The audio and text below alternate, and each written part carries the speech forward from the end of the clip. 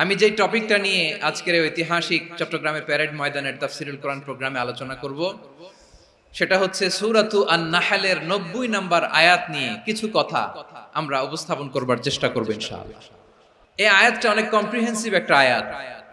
সাইয়েদনা আব্দুল্লাহ ইবনে মাসউদ রাদিয়াল্লাহু তাআলা আনহু উনি বলেছেন ইন্নাহা মিন আজমাই আয়াতিল কোরআন, এটা কোরআনের সবচেয়ে জামে মানে আয়াত। যদিও ছোট্ট আয়াত, অল্প কিছু কথামালা, কিন্তু তিনি বলতেন এটা কোরআনের সবচাইতে জামিআ মানে সবচেয়ে কম্প্রিহেন্সিভ একটা আয়াত, যেখানে শব্দ কম কিন্তু এটার দোতনা, এটার আবেদন, এটার মিনিং অনেক বেশি। এই আয়াতে আল্লাহ তাআলা বেসিক্যালি আমাদেরকে তিনটা বিষয়ে আদেশ করেছেন আর তিনটা বিষয়ে বারণ করেছেন, মানে নিষেধ করেছেন। 3 do's and 3 don'ts, do's and don'ts, তিনটা আদেশ, তিনটা নিষেধ। এই ছোট্ট একটা আয়াতে গোটা ইসলামী শরিয়ার the gist, the cream of the creams, গোটা ইসলামী শরিয়ার মূল নির্যাসকে আল্লাহ ঢুকিয়ে দিয়েছেন। তিনটা আদেশ আর তিনটা নিষেধ। আসুন আমরা সরাসরি কোরআন থেকে শুনি, সবাই পড়ুন। আউযু বিল্লাহি মিনাশ শাইতানির রাজীম। বিসমিল্লাহির রহমানির রহিম।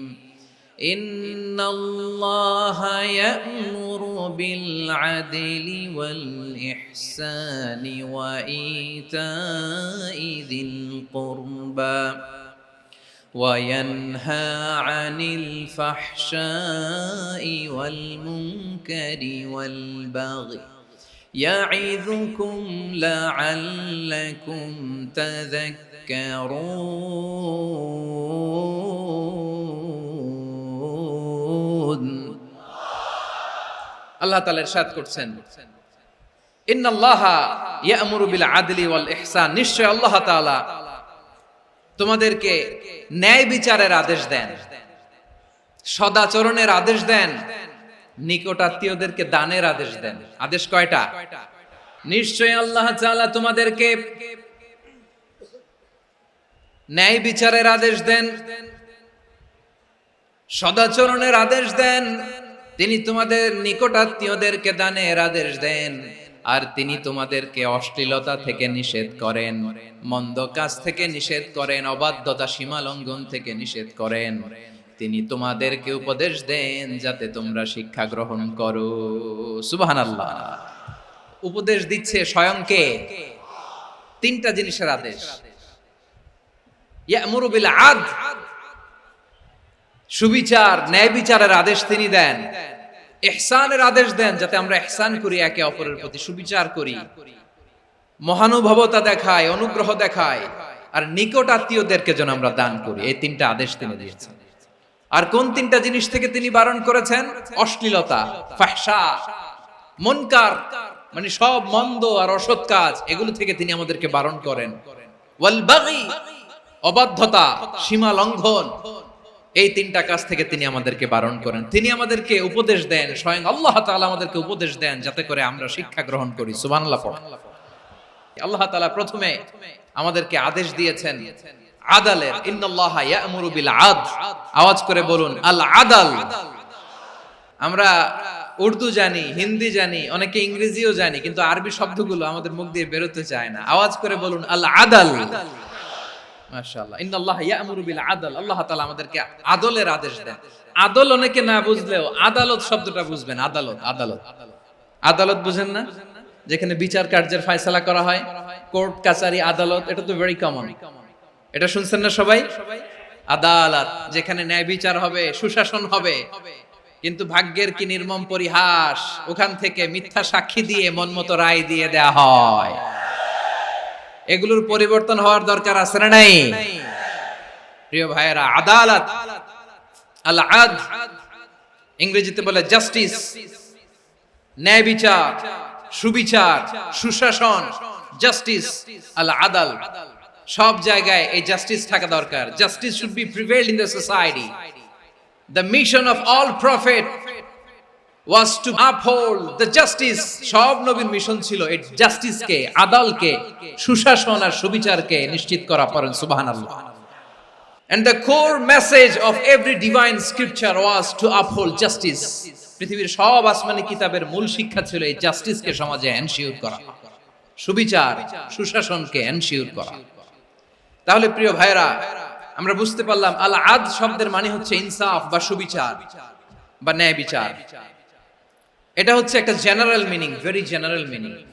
আপনি যদি ইন ডেপথ বুঝতে চান, আরো ভেতরে যান, তাহলে আদল মানে হচ্ছে সমন্বয়, আদল মানে হচ্ছে ভারসাম্য, ব্যালেন্স। আদল মানে হচ্ছে মধ্যম পন্থা। সুবহানাল্লাহ পড়েন। কারণ সব সময় সমান সমান হইলেই সুবিচার হয় না। কথা কি বুঝতেছেন?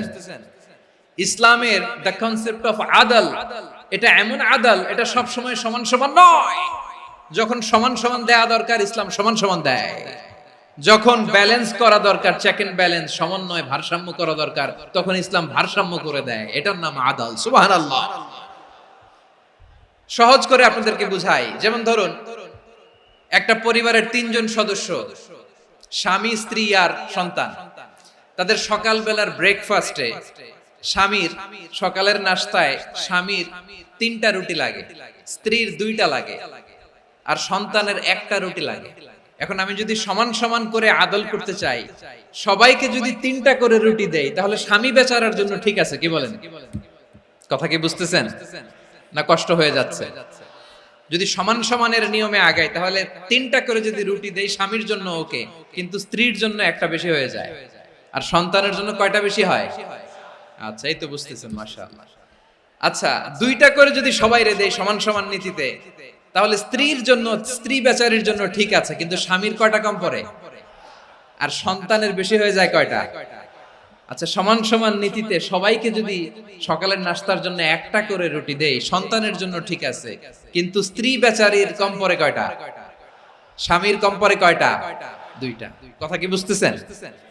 আর আমি যদি স্বামীকে দেই 3টা, স্ত্রীকে দেই 2টা, আর সন্তানকে দেই 1টা, তাহলে কারো অপচয় হবে না। যার যতটুকু দরকার ঠিক ততটুকুই কাজে লাগবে। চিল্লায় বলেন ঠিক কি না? এটাই হচ্ছে ইসলামের আদল, যেখানে যার যতটুকু দরকার তাকে সেখানে ঠিক ততটুকু দিয়ে দেওয়ার নামই হচ্ছে আদল। চিল্লায় পড়েন আল্লাহু আকবার। রব্বুল আলামিন বলেন, ইউসিকুমুল্লাহু ফি আওলাদিকুম লিযযাকারি মিসলু হাযযিল উনসায়াইন। আল্লাহ তোমাদেরকে ওসিয়ত করেন, তোমাদেরকে আদেশ দেন, উত্তরাধিকার সম্পদ যখন বন্টন হবে, ছেলেরা যতটুকু পাবে, মেয়ে পাবে তার অর্ধেক। সুবহানাল্লাহ বলেন। দেখেন, ছেলে যতদূর, মেয়ে অর্ধেক, ছেলে ডবল পাবে। আপাত দৃষ্টিতে মনে হয় এখানে অবিচার হয়েছে, কিন্তু আসলে কি অবিচার হয়েছে? আপনি বিয়ের ক্ষেত্রে যান, ওইখানে আবার ছেলে মোহরানা দেয়, মেয়ে সেখানে মোহরানা পায়। তাহলে চেক এন্ড ব্যালেন্স, ভারসাম্য, ব্যালেন্স, মধ্যম পন্থা এখানে আছে না নাই? এটাই হচ্ছে ইসলামের আদল। আল্লাহ তাআলা এই আদলের আদেশ দিয়েছেন, সুবিচার, ন্যায় বিচার, সুশাসন এবং ভারসাম্যের আদেশ দিয়েছেন। প্রিয় ভাইরা, একটি শান্তিময় সমাজ, একটা সমৃদ্ধ সমাজ, একটা মানবিক সমাজ যদি আমরা পেতে চাই, এই আয়াতের মধ্যে যতগুলো পয়েন্ট আছে সবগুলোর বাস্তবায়ন লাগবে। এই আয়াতে আল্লাহ তাআলা একটা মানবিক সমাজের রূপরেখা টেনেছেন। তার প্রথম কথা হচ্ছে, ইন্নাল্লাহা ইয়ামুরু বিল আদল। আল্লাহ তাআলা তোমাদেরকে আদলের নির্দেশনা দেয়, সুবিচার, সুশাসনের নির্দেশনা দেয়। যে সমাজে আদল থাকে না, সেই সমাজে জুলুম মানুষের ঘাড়ে চেপে বসে। আদলের বিপরীত হচ্ছে জুলুম। আদলের বিপরীত কি? জুলুম বা জাওর, অত্যাচার, অবিচার, বৈষম্য। এই যে বৈষম্য বিরোধী ছাত্র আন্দোলন কমন পড়ছে? এই যে একজন সমন্বয়ক তো দেখা করলো আমার সাথে। জুলুম মানে হচ্ছে বৈষম্য। বৈষম্যের স্থান ইসলামে নাই, অবিচারের স্থান ইসলামে নাই, জুলুমের স্থান ইসলামে নাই। আল্লাহ তাআলা বলেন যে আমি জুলুমকে নিজের জন্য হারাম করেছি এবং তোমাদের জন্য হারাম করেছি। বিশ্বনবী ফরমান, আল্লাহ তাআলা বলেন হাদিসে কুদসিতে, ইয়া ইবাদি ইন্নী হারামতু যুলমা আলা নাফসি ওয়া জাআলতুহু বাইনাকুম মুহাররামান ফালা তাযালামু। আমার গোলামেরা শোনো, নিশ্চয় আমি আল্লাহ তাআলা জুলুমকে আমি আমার উপরে হারাম করেছি, অনুরূপভাবে জুলুম করাকে তোমাদের উপরেও হারাম করেছি। ফলে ফালা তাযালামু, তোমরা একে অপরের সাথে জুলুম করো না। নির্দেশনাটা কার? খবরদার, জুলুমের সাথে আমাদের কোনো সম্পর্ক নাই। আল্লাহ তাআলা আদলের আদেশ দিয়েছেন, আদালতের আদেশ দিয়েছেন, সুশাসনের, ন্যায় বিচারের আদেশ দিয়েছেন। ইন্নাল্লাহা ইয়ামুরু বিল আদল, আমাদেরকে আদল প্রতিষ্ঠা করতে হবে। জুলুমের সাথে ইসলামের কোনো সম্পর্ক নাই। আল্লাহ তাআলা জালিমদের জন্য কঠিন শাস্তি প্রস্তুত করে রেখেছেন। এক্সট্রা জুডিশিয়াল কিলিং এর কোনো হিসাব নাই। বিচার বহির্ভূত হত্যা, এনফোর্স ডিসঅ্যাপিয়ারেন্স, গুম, যেটা সবচাইতে বড় মানবতা বিরোধী অপরাধ। কত মানুষ যে গুম হয়েছে তার কোনো ইয়ত্তা নাই। যেই ফ্যামিলির সদস্য গুম হয়েছে তারা কি ওই লোকটার জন্য মাগফিরাতের দোয়া করবে নাকি সুস্বাস্থ্যের দোয়া করবে তারা নিজেরাও জানতো না, কারণ জানে না ও বেঁচে আছে না মরে গেছে। আহা, বিডিআর নওজওয়ানদের যারা ছাড়া পেল দেখলাম, বিনা অপরাধে, কোন অন্যায় ছাড়া, অপরাধ ছাড়া তাদের জীবন থেকে, তাদের তারুণ্যের, তাদের যৌবনের 15 বছর, 16 বছর, 17 বছর নাই, 6 মাস বয়সের ছোট বাচ্চাকে রেখে জেলে গেছে। 6 মাসের মেয়ে বেরোয় দেখে মেয়ের বয়স 17 বছর। মেয়ে বাবারে চিনে না, বাবা মেয়েরে চিনে না। মেয়েকে এখন বিয়ে দিয়ে আরেক ছেলের হাতে তুলে দিবে। মেয়ের শৈশব বাবা দেখে নাই, মেয়ের কৈশোর বাবা দেখে নাই, মেয়ের তারুণ্য দেখে নাই। আরেক যুবককে দেখলাম 14 দিনের সংসার, 2 সপ্তাহের সংসার শেষে জেলে গেছে। কত যুবকের যে স্ত্রী চলে গিয়েছে ফ্যামিলি ছেড়ে, কারণ জানে না তো কবে আসবে, কি হবে, কেউ জানতো না। দাম্পত্য জীবনের মাত্র 14 দিনের স্মৃতি, এই স্মৃতিকে আঁকড়ে ধরে এক বোন 16টা বছর, 17টা বছর কাটিয়ে দিয়েছে। আমি নিউজটা দেখে ভাবলাম, আমার এই বোনের প্রতিটি দিন কিভাবে কেটেছে, প্রতিটি রাত কিভাবে কেটেছে, প্রতিটি ক্ষণ কিভাবে কেটেছে। বিশ্বনবী বলেছেন, ইত্তাকি দাওয়াতাল মাজলুম ফাইন্না লাইসা বাইনাহু ওয়া বাইনাল্লাহি হিজাব। মাজলুমের কান্নাকে ভয় করো, কারণ মাজলুমের কান্না আর আল্লাহর মাঝে কোনো পর্দা থাকে না। আমরা আর এরকম কোন জুলুম বাংলাদেশে দেখতে চাই না। জোরে বলেন ঠিক কিনা? আমার প্রিয় বীর চট্টলার তৌহিদি মুসলমান, আমরা আর নতুন করে কেউ জালিম হোক এটা চাই না। নতুন করে আবার কেউ ফ্যাসিস্ট হোক আমরা চাই না। এক দল আরেক দলকে নিশ্চিহ্ন করার রাজনীতি করুক আমরা চাই না। আমরা সুশাসনের বাংলাদেশ চাই, মানবিক বাংলাদেশ চাই, আমরা একটা সমৃদ্ধ বাংলাদেশ চাই। আমরা বিশ্বের বুকে সম্মান নিয়ে মাথা উঁচু করে দাঁড়াতে চাই, ঠিক কিনা বলেন? আল্লাহ বললেন, এটা যদি তোমরা চাও, একটা সমৃদ্ধ সমাজ যদি বিনির্মাণ করতে চাও, মানবিক সমাজ যদি বিনির্মাণ করতে চাও, আমি তোমাদেরকে সেজন্য প্রথমে আদালতের নির্দেশ দিলাম। ইন্নাল্লাহা ইয়া'মুরু বিল আদল, নিশ্চয় আল্লাহ তাআলা তোমাদেরকে ন্যায় বিচার, সুশাসন এটার আদেশ দেন। সুবহানাল্লাহ। আদাল, ন্যায় বিচারের আদেশ আল্লাহ তাআলা কোরআনের বিভিন্ন আয়াতে দিয়েছেন। আল্লাহ তাআলা বলছেন, ইন্নাল্লাহা ইয়া'মুরুকুম আন তুআদ্দুল আমানাতি ইলা আহলিহা ওয়া ইযা হাকামতুম বাইনান নাসি আন তাহকুমু বিল আদল ইন্নাল্লাহা নি'ম্মা ইয়া'iযুকুম বিহি ইন্নাল্লাহা কানা সামিআম বাসীরা। আল্লাহ তাআলা বললেন, আল্লাহ আদেশ দিচ্ছেন, যে ব্যক্তি আমানতের হকদার তার হাতে তোমরা আমানত পৌঁছে দাও। আর যখন তোমরা বিচার কার্য করবে, বিচার ফয়সালা করবে, আদালতের সাথে করো। সুবহানাল্লাহ বলেন। ওয়া ইযা হাকামতুম বাইনান নাসি আন তাহকুমু বিল আদল, আদালতের সাথে করবা। আল্লাহ তাআলা বলেন, যারা জাজ হবে, বিচারক হবে, তাদের যদি বাদী বিবাদীর কারোর সাথে শত্রুতা থাকে, কারোর সাথে যদি কোনো ধরনের রেষারেষি থাকে, আল্লাহ বলেন বিচার কার্য করতে যে ওই শত্রুতা রেষারেষির কারণে আদালতের বাইরে যে অবিচার করে বিচার করো না। ওয়ালা ইয়াজরিমান্নাকুম শানাআনু কওমিন আলা আল্লা তা'দিলু ই'দিলু হুয়া আকরাবু লিত্তাকওয়া ওয়াত্তাকুল্লাহা ইন্নাল্লাহা খাবীরুম বিমা তা'মালুন। খবরদার কোন জাতির প্রতি, কোন গোষ্ঠীর প্রতি, কোন গোত্রের প্রতি আক্রোশ যেন তোমাদেরকে ন্যায় বিচার থেকে দূরে সরিয়ে না দেয়, বরং আমি আল্লাহর আদেশ হলো ইদিলু, তোমরা আদল করো, ন্যায় বিচার করো, সুবিচার করো, সুশাসন প্রতিষ্ঠা করো। হুয়া আকরাবু লিত্তাকওয়া, এটাই তাকওয়ার সবচেয়ে কাছাকাছি। সুবহানাল্লাহ বলেন।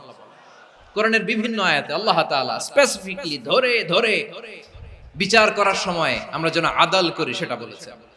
কোরআনের কোন কোন জায়গায় আল্লাহ তাআলা এই আল আদল শব্দটা ব্যবহার করেছেন। আবার একই জিনিস ইনসাফ, সুবিচার, সুশাসন, ন্যায় বিচার, ন্যায় পরায়ণতা বুঝাতে আল্লাহ তাআলা কখনো কখনো আল কিসত শব্দটা ব্যবহার করেছেন। আল্লাহ তাআলা বলেন ওয়া ইন হাকামতা ফাহকুম বাইনাহুম বিল কিসতি ইন্নাল্লাহা ইউহিব্বুল মুকসিতিন। যখন তুমি বিচার করবে, বিশ্বনবীকে উদ্দেশ্য করে অ্যাড্রেস করে বললেন, নবী হ্যাঁ, ইহুদিরা কোনো বিষয়ে মীমাংসার জন্য যদি আপনার দরবারে আসে, যদি বিচার করতে হয়, খবরদার অবিচার করবেন না। ফয়সালা যেটা করবেন কিসতের সাথে করবেন, ন্যায় পরায়ণতার সাথে করবেন, কারণ ইন্নাল্লাহা ইউহিব্বুল মুকসিতিন, নিশ্চয় আল্লাহ রাব্বুল ইজ্জাত ন্যায় পরায়ণশীলদেরকে বড্ড ভালোবাসেন। সুবহানাল্লাহ বলেন। ন্যায় পরায়ণ লোকদেরকে আল্লাহ তাআলা বড্ড ভালোবাসেন। অন্য আয়াতে আল্লাহ তাআলা বলছেন وَنَضَعُ الْمَوَازِينَ الْقِسْطَ لِيَوْمِ الْقِيَامَةِ فَلَا تُظْلَمُ نَفْسٌ شَيْئًا। আমি কিয়ামতের দিন ন্যায় পরায়ণতার মানদণ্ড স্থাপন করব, যেটাকে আমরা মিজানের পাল্লা বলি। আল্লাহ বলেন ন্যায় বিচারের মানদণ্ড কিয়ামতের ময়দানে আমি আল্লাহ স্থাপন করব। সেদিন কারো প্রতি বিন্দু পরিমাণ, এক চুল পরিমাণ অবিচার করা হবে না, কোনো বিচার করা হবে না। সেদিন সুশাসন হবে, সুবিচার হবে, ন্যায় পরায়ণতার সাথে বিচার হবে। আওয়াজ করে পড়েন আল্লাহু আকবার। তাহলে প্রিয় ভাইরা, যে তিনটি বিষয়ে আল্লাহ তাআলা আমাদেরকে আদেশ দিয়েছেন, তার প্রথমটা হচ্ছে আদালত, ইনসাফ, সুবিচার, ন্যায় বিচার। এটা আমরা চাই কি চাই না? বিশ্বনবী ন্যায় বিচার, ন্যায় পরায়ণতা, সুশাসন প্রতিষ্ঠিত করেন কি করেন নাই? আপনারা বিশ্বনবীর সিরাত যারা পড়েছেন, আপনি দেখবেন বিশ্বনবীর সিরাতের পরতে পরতে, বাকে বাকে, সিরাতের বাকে বাকে এই আদালতের নমুনা মেলে। সুবহানাল্লাহ বলেন। ছোট্ট একটা নমুনা রাসূল সাল্লাল্লাহু আলাইহি ওয়াসাল্লামের আসিরা আল আতরা থেকে ছোট্ট একটা নমুনা আপনাদের খেদমতে এখানে উপস্থাপন করি। বিশ্বনবী সাল্লাল্লাহু আলাইহি ওয়াসাল্লাম মক্কা বিজয় করলেন ৮ম হিজরিতে। মক্কা বিজয় শেষের দিনই কয়েক সপ্তাহ মক্কাতে অবস্থান করলেন। ইন দ্য মিন টাইম মক্কার একটা ভেরি প্রেস্টিজিয়াস এন্ড ডিগনিফাইড ফ্যামিলির নারী চুরিতে ধরা পড়ল। কিসে ধরা পড়ল? আমাদের সমাজে আসেনি এটা? আছে? ছোট না বড়? হিসাব করে শেষ করা যায় না। ৩.৫ লাখ কোটি টাকা নাই উন্নয়ন প্রকল্পের নামে। ৩.৫ লাখ কোটি টাকা লিখতে পারবেন আপনি? একটানে লিখতে পারবেন? বুঝতেছেন কত বড় সংখ্যা? হ্যাঁ, বনু মাখজুমিয়া গোত্রের এক নারী মক্কায় চুরিতে ধরা পড়ল। বলেন তো চুরি করলে বিধান কি? কি কাটতে হবে? চুরির বিধান হলো হাত কেটে দাও। তাও সেটা গোপনে নয়, প্রকাশ্যে জনসম্মুখে হাত কেটে দাও। বনু মাখজুমিয়া গোত্রের নারী যখন চুরিতে ধরা পড়লো, সাহাবারা চিন্তায় পড়ে গেলেন। সবেমাত্র মক্কার লোকেরা কালিমা পড়ে মুসলমান হয়েছে, ইসলামের আইন কানুন তেমন জানে না, ইসলামী শরিয়ার সাথে বেশি পরিচিত নয়। এখন যদি বিশ্বনবী চুরির যেই বিধান এটা যদি কায়েম করে হাত যদি কেটে দেয়, না জানি মক্কার লোকেরা আবার বিগড়ে যায়, না জানি মক্কার লোকেরা আবার মুরতাদ হয়ে যায়, না জানি মক্কার লোকেরা ইসলাম থেকে দূরে সরে যায়। চলো চলো, সাহাবীরা মিলে পরামর্শ করলেন, চলো বিশ্বনবীর কাছে যে বলি, ও নবী, শুধু কেবলমাত্র একমাত্র এই নারীর জন্য চুরির হাত কাটার বিধানটা আপনি একটু থামিয়ে দেন। চুরির হাত কাটার যে বিধান এখানে একটু রহিত করে দেন, বাকিগুলা কইরেন মদিনাতে যে চলবে, কিন্তু মক্কায় এবারের জন্য মাফ করে দেন। কিন্তু কে বলবে? এই যে পরামর্শ, সাজেশন, এটা কে দিবে বিশ্বনবীর কাছে? সাহাবারা চিন্তায় পড়ে গেলেন। আল্লাহর নবীর সামনে দাঁড়িয়ে আল্লাহর দেয়া হুদুদ, আল্লাহর দেয়া বিধান থামিয়ে দেওয়া, মাফ করে দেওয়া, এই কথা বিশ্বনবীর সামনে বলার সাহস তো কেউ রাখে না। কেউ কেউ বলল বিশ্বনবীর পালক পুত্র যায়েদ বিন হারেসার সন্তান উসামারে বিশ্বনবী নাতির মতো আদর করে, বড্ড বেশি ভালোবাসে উসামারে। এজন্য সাহাবারা উসামাকে বলতো হিব্বু রাসূলিল্লাহ, বিশ্বনবীর ভালোবাসা। কি বলতো? সাহাবীরা বললেন বিশ্বনবীর ভালোবাসা হিব্বু রাসূলিল্লাহ, উসামারে পাঠাও। উসামারে বিশ্বনবীর নাতির মতো স্নেহ করে, মায়া করে, ভালোবাসে। আমরা পারবো না, উসামা পারবে। সবাই মিলে ফুলিয়ে ফুসিয়ে ওসামাকে, ছোট্ট ওসামাকে রাজি করালো। ওসামা এমন এমন কথা যে তুমি বিশ্বনবীর কাছে বলতে হবে, পারবা নাকি? ওসামা বলে পারবো। সাইয়েদনা ওসামা রাদিয়াল্লাহু তাআলা আনহু তরুণ সাহাবী বিশ্বনবীর কাছে গেলেন, যে বললেন নবী, বনু মাখজুমিয়া গোত্রের এক নারী চুরিতে ধরা পড়েছে, এবারের জন্য কি এই মহিলাটারে মাফ করে দিলে হয় না? এবারের জন্য একটু ক্ষমা করা যায় না নবী? বিশ্বনবী বলেন আতাশফাউ ফি হাদ্দিম মিন হুদুদিল্লাহ, তোমার এত বড় সাহস উসামা, তুমি আল্লাহর হাদ, আল্লাহর দেয়া বিধান, এটার ব্যাপারে সুপারিশ করতে এসেছো? তোমরা কি জানো তোমাদের আগে যত কওম, যত গোত্র, যত জনপদ ধ্বংস হয়েছে তার কারণ ছিল তাদের মধ্যে গরিবরা অন্যায় করলে তারা বিচার করত, আর ধনীরা অন্যায় করলে তারা মাফ করে দিত। খবরদার! ওয়া আইমুল্লাহ লাউ আন্না ফাতিমাতা বিনতি মুহাম্মাদিন সারাকাত লাকাতা মুহাম্মাদুন ইয়াদাহা। বিশ্বনবী বললেন, ওরে ওসামা, বানু মাখজুমিয়ার ওই প্রেস্টিজিয়াস এন্ড ডিগনিফাইড ফ্যামিলির মেয়ে তো দূর কি বাত, অনেক দূরের কথা। জেনে রেখো ওসামা, আমার কলিজার টুকরা নয়নের পুটুলি ফাতেমাও যদি মক্কার জমিনে আজকে এই চুরির দায়ে ধরা পড়তো, আমি বিশ্বনবী মুহাম্মদুর রাসূলুল্লাহ ধরে ফাতেমার ডান হাতটা কেটে দিতে এক বিলম্ব দেরি করতাম না। ইন্নাল্লাহা ইয়া'মুরু বিল আদল, আমাদেরকে জাস্টিস শিখায়। পশ্চিমারা আমাদেরকে ইনসাফ শিখায়, আমাদেরকে সুশাসন শিখায়। আর ইনসাফ, সুশাসন, ন্যায় বিচার, সুবিচার, জাস্টিস কারে বলে বিশ্বনবীর বায়োগ্রাফি থেকে জেনে নাও। এই ছিল বিশ্বনবী সাল্লাল্লাহু আলাইহি ইসলামের আদালতের নমুনা। আপনি যদি সাইয়েদনা ওমর ফারুকের জীবনের দিকে তাকান, এমন কঠোর, এমন বীর সেনানী ছিলেন। সাইয়েদনা ওমর ফারুক যদি রাস্তার এই মাথা দিয়ে হাঁটা শুরু করতেন, শয়তান ওমর ফারুককে দেখলে ওই রাস্তা রেখে দিয়ে অন্য রাস্তা দিয়ে হাঁটতো। সুবহানাল্লাহ।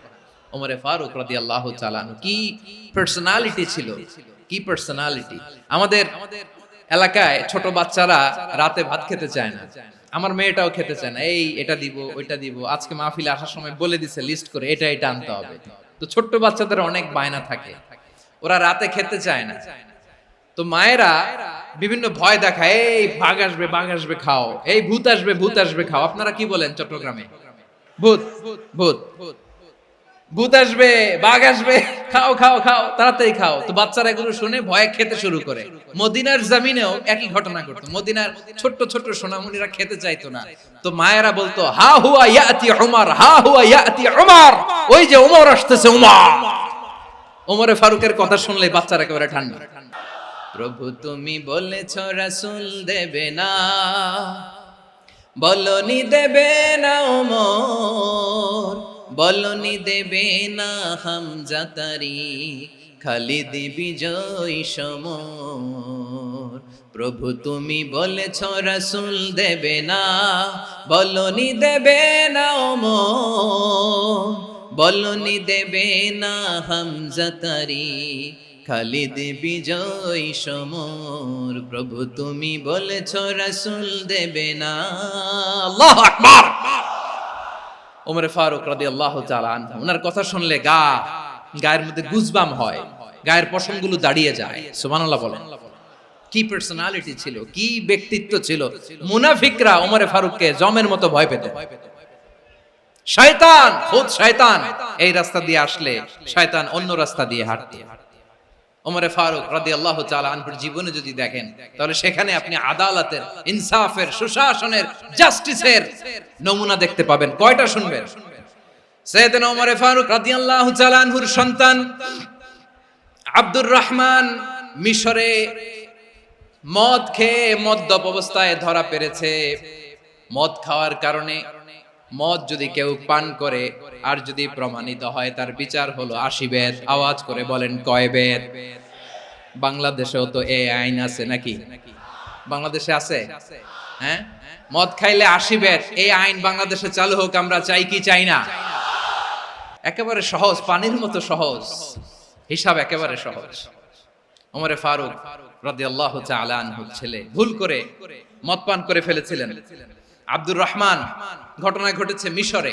মিশরের গভর্নর তখন আমর ইবনে আস রাদিয়াল্লাহু তাআলা আনহু। আব্দুর রহমানের ভাই যে গভর্নরকে বলল, গভর্নর যদি একটু দয়া করেন, খলিফার ছেলে আমার ভাই আব্দুর রহমান মদ্যপ অবস্থায় ধরা পড়েছে, জনসম্মুখে যদি আপনি বেত্রাঘাত করেন আমাদের প্রেস্টিজ থাকে না, যদি 80 বেত আপনি মারেন আমার কোনো কথা নাই, কিন্তু ঘরের ভেতরে মারেন। আব্দুর রহমানের ভাইয়ের সুপারিশ শুনে সাইয়েদনা আমর ইবনে আস রাদিয়াল্লাহু তাআলা আনহু রাজি হয়ে গেলেন। ঘরের ভেতরে লোকচক্ষুর আড়ালে 80 বেত তিনি মানলেন। কিন্তু ঘটনাক্রমে এই কথা লুকিয়ে লুকিয়ে ঘরের ভেতরে 80 বেত মারার কথা সাইয়েদনা ওমর ফারুক মদিনা থেকে জানতে পারলেন। মদিনা থেকে তিনি ফরমান জারি করলেন, এই বিচার যেমনটি আমর ইবনে আস আদায় করেছে এটা প্রকৃতপক্ষে আদায় হয় নাই। আসো সবাই মদিনায় আসো, আমর ইবনে আস মদিনায় আসো, আব্দুর রহমানও আসো, সবাই আসো, জনসম্মুখে এই বিচার কার্যকর করতে হবে। সাইয়েদনা ওমর ফারুক মসজিদে নববীর পিলারের মধ্যে নিজের ছেলেকে বাঁধলেন, আবার জনসম্মুখে 80টা বেত তার গায়ের মধ্যে মারলেন। মাজমুয়ে ফাতাওয়া ইবনে তাইমিয়া রাহিমাহুল্লাহ উনি এটা নকল করেছেন। এটা সবচেয়ে বিশুদ্ধ মত, আর অনেক মত আছে। মারা গেছে কবরের উপর, ওগুলো বাদই দিলাম। কেমন খলিফা ছিলেন, কেমন খলিফা! পশ্চিমারা তোমরা জাস্টিস আমাদেরকে শেখাও, ইনসাফ কারে বলে সুশাসন আমাদেরকে তোমরা শেখাও। ওমরে ফারুক রাদিয়াল্লাহু তাআলা ওইটাকে, ওই বিচারকে তিনি ধর্তব্য মনে করেন নাই। মদিনাতে এনে আবার জনসম্মুখে আবার 80 বেত মেরেছেন। মিশরে ওমরে ফারুক রাদিয়াল্লাহু তাআলা আনহু আমর ইবনে আসকে গভর্নর করে পাঠালেন। সেখানে আমর ইবনে আসের ছেলে একটা প্রতিযোগিতায় রানার আপ হয়েছে। এক মিশরি সেখানে চ্যাম্পিয়ন হয়েছে। রানার আপ বুঝতে পেরেছেন তো? সেকেন্ড হয়েছে। এক মিশরি হয়েছে চ্যাম্পিয়ন, প্রথম। কিন্তু গভর্নরের ছেলে ও জিততে পারে নাই। ও রাগে ওই মিশরির গায়ের মধ্যে কয়েকটা লাঠি দিয়ে বাড়ি মেরেছে। মিশরি যে মদিনাতে ওমরে ফারুকের কাছে বিচার দিলেন, আপনার গভর্নরের ছেলে অন্যায়ভাবে আমার গায়ে হাত তুলেছে। সাইয়েদনা ওমর ফারুক আবার ফরমান জারি করলেন, আসো মদিনাতে আসো। মিশরীকে ডাকলেন। ওই মিশরের গভর্নর আমর ইবনে আস রাদিয়াল্লাহু তাআলা আনহুকে ডাকলেন, তার ছেলেকেও ডাকলেন। সবাই বসে রইল। আমর ইবনে আস রাদিয়াল্লাহু তাআলা আনহু মাথা নিচু করে বসে আছেন, লজ্জায় কাচুমাচু। হায় হায়, আজকে আমার ছেলের কারণে আমিরুল মুমিনিন খলিফাতুল মুসলিমিন ওমরে ফারুকের কাছে আমি জনসম্মুখে লজ্জিত হচ্ছি। সাইয়েদনা ওমরে ফারুক বললেন, এই নাও লাঠি। গভর্নরের ছেলে তোমার মাথার মধ্যে যতগুলো বাড়ি মেরেছে, আজকে জনসম্মুখে তুমি অতগুলা বাড়ি মারো। মিশরি বলে, থাক, আপনি যে ডেকে আনছেন সবার সামনে এটা বলছেন, এতেই আমি খুশি। আল্লাহু আকবার! আপনার মহানুভবতা দেখে আমি খুশি, আর অপমানের দরকার নাই। ওমরে ফারুক বলে, না, খবরদার, এই কথা মিশরি তুমি বলো না, মারো, যতগুলা বাড়ি মেরেছে মারো। বাধ্য হয়ে মিশরি আমর ইবনে আসের সামনে ওনার কলিজার টুকরা সন্তানের মাথার মধ্যে বাড়ি মারতে আরম্ভ করলেন। ঠিক যতগুলা বাড়ি গভর্নরের ছেলে আমর ইবনে আসের ছেলে মিশরির গায়ে মেরেছিল, মাথায় মেরেছিল, মিশরি গুনে গুনে ততটা মারলেন। এই দৃশ্য দেখে ওমরে ফারুক রেগে মেগে আগুন, রাগের চোটে রাগ সামলাতে না পেরে, আর নিজেকে সামলাতে না পেরে মিশরিরে বললেন, ছেলেরে মারা শেষ হয়ে গেলে এবার বাবার টাক মাথার মধ্যে কয়েকটা বাড়ি মার। রাগের চোটে, আউট অফ অ্যাঙ্গার, রাগের চোটে, যে আমার পাঠানো গভর্নর আমর ইবনে আস তার ছেলেকে কেন আদব তারবিয়া কেন শিক্ষা দিতে পারে না। ছেলেরে মারা হইলে এবার আমর ইবনে আসের মাথার মধ্যে দুইটা মারো। এটা রাগে বলেছে, এটা শাস্তি হিসেবে না। সুবহানাল্লাহ পড়ে। তোমরা আমাদেরকে সুশাসন শিখাও। বিশ্বনবী বলেন, আদাল এটা যেন তেন বিষয় না, এটা দিয়েই মানবিক সমাজ গড়তে হবে। আল্লাহ তাআলা কিয়ামতের কঠিন ময়দানে যেদিন স্বামী স্ত্রীকে চিনবে না, স্ত্রী স্বামীকে দেখে পালিয়ে যাবে, বন্ধু বন্ধুরে চিনবে না, পীর সাহেব মুরিদরে চিনবে না, মুরিদ পীর সাহেবরে চিনবে না, দলের কর্মী তার নেতারে চিনবে না, নেতা তার কর্মীরে চিনবে না, বন্ধু বন্ধুরে দেখে পালাবে। এই কঠিন মুহূর্তে সূর্যটা মাথার কাছে চলে আসবে, জমিনটা তামার জমিন হবে, আজকের জমিনের মতো নয়। মানুষ ঘর্মাক্ত, ক্লান্ত, শ্রান্ত মাথার মগজগুলো কানের ছিদ্র আর নাকের ছিদ্র দিয়ে বেয়ে বেয়ে পড়বে। বিশ্বনবী ফরমান, কিয়ামতের ওই কঠিন ময়দানে 7 শ্রেণীর ব্যক্তিকে রব্বুল আলামিন তার আরশের নিচে ছায়া দিবেন।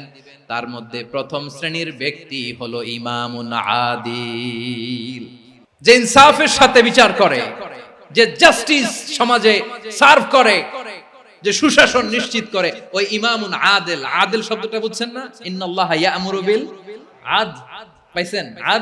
আদিল। 7 শ্রেণীর ব্যক্তিকে আল্লাহ তাআলা সুশীতল আরশের নিচে ছায়া দিবেন, যেদিন তার দেয়া ছায়া ছাড়া কোনো ছায়া থাকবে না। এর প্রথম হচ্ছে ইমামুন আদিল, ন্যায়পরায়ণ শাসক। চিল্লায় বলেন সুবহানাল্লাহ। আবার বিশ্বনবী বললেন, ইন্নাল মুকসিতিনা ইনদাল্লাহি আলা মানাবিরা মিন নূর আন ইয়ামিনির রহমান। কিয়ামতের দিন যারা ন্যায় পরায়ণ হিসেবে আল্লাহর সামনে দাঁড়াবে, কিয়ামতের দিন রব্বুল আলামিন তার আরশের ডান দিকে ওই ন্যায় পরায়ণ লোকদের জন্য আরশের ডান দিকে একটা নূরের মিম্বারে তাদেরকে বসার সুযোগ করে দিবে। আল্লাহর আরশের ডান দিকে ন্যায় পরায়ণ লোকদের জন্য আল্লাহ তাআলা নূরের মিম্বার বানাবে। চারটে কেন কথা মনে করেছেন? আল আদাল, জাস্টিস, ইন্নাল্লাহা ইয়া'মুরু বিল আদল। আল্লাহ তাআলা এই আদালতের নির্দেশনা দেন, সুবিচার, সুশাসন। প্রিয় ভাইয়েরা, এটা আমরা বাংলাদেশে চাই কি চাই না? এই যে অরাজকতা, এই যে অন্যায়, এই যে জুলুম, এই যে ইনকনসিস্টেন্সি সমাজের অসঙ্গতির প্রধান কারণ জাস্টিস নাই, সুবিচার নাই, সুশাসন নাই। শেষবারের মতো আওয়াজ করে বলেন তো, আমরা বাংলাদেশে আদল চাই কি চাই না? তাহলে প্রথম নির্দেশনা শেষ। আল্লাহ তাআলা তোমাদেরকে আদলের আদেশ দেন। এরপরে আল্লাহ বললেন, আমি তোমাদেরকে ইহসানের আদেশ দেই। ইন্নাল্লাহা ইয়া'মুরু বিল আদলি ওয়াল ইহসান। আমি তোমাদেরকে যেমনি আদলের নির্দেশনা দেই, তেমনি ভাবে তোমাদেরকে ইহসানের নির্দেশনা দেই। ইহসান, আওয়াজ করে সবাই বলেন তো ইহসান। ইহসান মানে কারো প্রতি সফট হার্টেড হওয়া, মহানুভব হওয়া, অনুগ্রহ পরায়ণ হওয়া, অনুগ্রহশীল হওয়া, একে অপরের প্রতি দয়াদ্র হওয়া। একে অপরের প্রতি দয়াদ্র, অনুগ্রহশীল হওয়া ছাড়া মানবিক সমাজ কশিনকালেও গঠন করা সম্ভব না। প্রিয় ভাইয়েরা, সুন্দর আচরণ দিয়ে, ইহসান দিয়ে যা জয় করা যায়, নরম আচরণ দিয়ে যেটা অর্জন করা যায়, কঠোরতা দিয়ে সেটা পারা যায় না। বিষ্ণু ঈসা ইসলাম ইহসান দিয়ে, কোমল আচরণ দিয়ে, তার অনুগ্রহ দিয়ে তিনি অনেক কাফিরের হৃদয়কে জয় করে ফেলেছেন। সাইয়েদনা সুমামা ইবনে উসাল রাদিয়াল্লাহু তাআলা আনহুর কথা মনে পড়ে যায়। তিনি ছিলেন ইয়ামামার বাদশা। মদিনাতে বিশ্বনবীকে হত্যা করার নিয়তে এসেছিলেন। গোপনে গোপনে বিশ্বনবীকে হত্যা করে আবার ইয়ামামাতে তিনি ফিরে যাবেন। কিন্তু কি অবাক করা কাণ্ড, হত্যা করতে পারে নাই, সাহাবাদের হাতে তিনি ধরা পড়ে গেলেন। সাইয়েদনা সুমামা ইবনে উসাল রাদিয়াল্লাহু তাআলা আনহু হত্যার নিয়তে আসলেন, কিন্তু হত্যা করতে পারলেন না। সাহাবারা ওনাকে ধরে ফেললেন, ধরে মসজিদে নববীর পিলারের মধ্যে বেঁধে রাখলেন। সুমামা ইবনে উসাল, সিরাত থেকে শুনে, সিরাত থেকে শোনাচ্ছি, রাদিয়াল্লাহু তাআলা আনহু ইয়ামামার অধিপতি ছিলেন। বিশ্বনবীকে হত্যার জন্য আসছেন, ধরা পড়ে গেছেন, এখন মসজিদে নববীতে বেঁধে রাখছেন। তার মানে বন্দী। এখন স্ট্যাটাস কি? বন্দী, ক্যাপটিভ। তো বিষ্ণু ঈসা ইসলাম সাহাবাদেরকে বললেন, তার খোঁজ খবর নিও, সুমামা ইবনে উসালের খোঁজ খবর নিও। সাহাবারা বলেন, ইয়া রাসূলুল্লাহ, আপনাকে হত্যা করতে এসেছে, তার তো কঠিন ক্যাপিটাল পানিশমেন্ট হওয়া দরকার, কঠিন শাস্তি হওয়া দরকার। বিশ্বনবী বললেন, না, আমি যেটা জানি তোমরা সেটা জানো না, তোমরা সুমামার সাথে ভালো আচরণ করো। বিশ্বনবী সুমামার কাছে গেলেন। প্রথম দিন যে তিনি কালেমার দাওয়াত দিলেন, ইমানের দাওয়াত দিলেন, ইসলামের দাওয়াত দিলেন, রিসালাতের দাওয়াত দিলেন, আখিরাতের দাওয়াত দিলেন।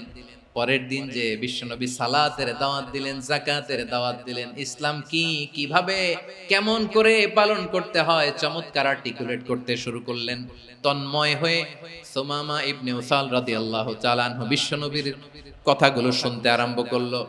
একদিন নয়, 2 দিন নয়, টানা 3 দিন বিশ্বনবী সুমামার কাছে ইসলামকে প্রেজেন্ট করেছেন, উপস্থাপন করেছেন। আওয়াজ করে বলেন, কয় দিন? 3 দিন। 3 দিন মসজিদে নববীতে বাধা। আর সাহাবীদেরকে বললেন, তার খোঁজ খবর নিও, তোমরা যে রুটি বানাও এর মধ্যে সবচেয়ে ভালো আটার রুটিটা তারে দিও, সবচেয়ে রিফাইন্ড খেজুর, যেটা পিওর খেজুর, এটা তারে দিও। আর বিশ্বনবী নিজের উট থেকে দুধ দহন করে ওনার বাড়ির এক কর্মচারীকে বলেছেন, দুধ দহন করে সুমামার জন্য নিয়ে যেও। সুবহানাল্লাহ পড়বেন না? সবাই তো অবাক, ইয়ামামা থেকে আসছে নবীকে হত্যা করতে, বিশ্বনবী দেখে তারে জামাই আদর করে। একদিন নয়, 2 দিন নয়, টানা 3 দিন বিশ্বনবী এভাবে সুমামার কাছে যে ইসলামকে প্রেজেন্ট করতে আরম্ভ করলেন, ইসলামকে উপস্থাপন করতে শুরু করলেন। আর তাকে চমৎকার এন্টারটেইনমেন্ট, আপ্যায়ন দিতে আরম্ভ করলেন। টানা 3 দিন যখন ইসলামের দ্য বিউটিজ অফ ইসলাম, ইসলামের সুমহান বাণী, সৌন্দর্য তার কাছে উপস্থাপন শেষ, তাকে আপ্যায়ন শেষ, বিশ্বনবী বললেন সাহাবাদেরকে, যাও এবার সুমামার হাতের পায়ের রশি দুটো খুলে দাও।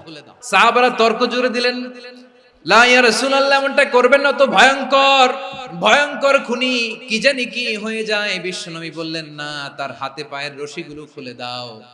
সাহাবারা বিশ্বনবীর কথা মতো তার হাতে পায়ের রশিগুলো খুলে দিল। সুমামা মুহূর্তের মধ্যে মসজিদে নববী থেকে বের হয়, ইয়ামামায় ফিরে না যে মসজিদে নববীর পাশে একটা খেজুর বাগান ছিল, সেখানে চলে গেলেন। সেখানে একটা ছোট্ট কুয়া ছিল, কুয়ার পানি দিয়ে তিনি গোসল করলেন। সুবহানাল্লাহ পড়েন। কুয়ার পানি দিয়ে গোসল করে মসজিদে নববীর সামনে এসে বিশ্বনবী এবং সাহাবাদের সামনে দাঁড়িয়ে সাব্বাবা উঁচু করে বললেন, আশহাদু আল্লা ইলাহা ইল্লাল্লাহ ওয়া আশহাদু আন্না মুহাম্মাদান আবদুহু ওয়া রাসূলুহু। আমি সাক্ষ্য দিচ্ছি আল্লাহ ছাড়া কোনো ইলাহ নাই, আর মুহাম্মদ আল্লাহ তাআলার প্রেরিত বান্দা এবং রাসূল। প্রিয় ভাইয়েরা, ইহসান দিয়ে যা জয় করা যায়, কঠোরতা দিয়ে সেটা কঠিনকালেও জয় করা যায় না। আওয়াজ করে বলেন, ঠিক কি না? এবার সুমামা দাঁড়িয়ে বলে, ওগো নবী, আমি তো কালিমা পড়ে মুসলমান হয়ে গেলাম, এবার শোনেন, এই মুহূর্তের আগে আপনার চেহারার চাইতে নিকৃষ্ট কোনো চেহারা আমার কাছে ছিল না, কিন্তু শাহাদা পাঠ করার পরে আপনার চেহারার চাইতে উত্তম শ্রেষ্ঠ কোনো চেহারা আমার কাছে আর নাই। ও নবী, আজকের দিনের আগে ইসলাম ধর্মের চেয়ে নিকৃষ্ট অপছন্দনীয় কোনো ধর্ম আমার কাছে ছিল না, কিন্তু এই মুহূর্ত থেকে ইসলামের চেয়ে সেরা শ্রেষ্ঠ পছন্দনীয় কোনো ধর্ম আমার কাছে নাই। নবী গো, আজকের দিনের আগে মদিনার চাইতে অপছন্দনীয় নিকৃষ্ট কোনো শহর আমার কাছে ছিল না, কিন্তু এই মুহূর্তের পর থেকে মদিনার চাইতে কোনো শ্রেষ্ঠ শহর আমার জানা নাই। সে ছিল গমের বড় ডিলার, গম বেচত। কি বেচত? তার গম কিনে মক্কার লোকেরা রুটি খাইতো। সে ঘোষণা দিল, আজকে থেকে মক্কাবাসীদের জন্য সব গম আমি হারাম করে দিলাম, মক্কাবাসী এখন না খেয়ে মরে। সুবহানাল্লাহ পড়বেন না? মক্কাবাসী বিশ্বনবীর কাছে আসলেন, এসে বললেন, মুহাম্মদ, আমরা তো তোমার ভাই, তোমার চাচা, তোমার ভাতিজা, তোমার আত্মীয়, তুমি সুমামারে বলো সে যেন আবার গমের সাপ্লাই মক্কার জন্য অনুমতি দিয়ে দেয়। বিশ্বনবীর অনুমতি ক্রমে সুমামা আবার মক্কাতে গম পাঠাতে শুরু করলো। পড়েন সুবহানাল্লাহ। ইহসান, ইহসান দিয়ে আপনি যেটা জয় করতে পারবেন, you can win the heart of your enemies. ইহসান দিয়ে আপনি আপনার শত্রুর হৃদয়কে জয় করতে পারবেন। এজন্য আল্লাহ বললেন, ওয়া আনফিকু ফি সাবিলিল্লাহি ওয়া লা তুলকু বিআইদিকুম ইলাত তাহলুকা ওয়া আহসিনু ইন্নাল্লাহা ইউহিব্বুল মুহসিনিন।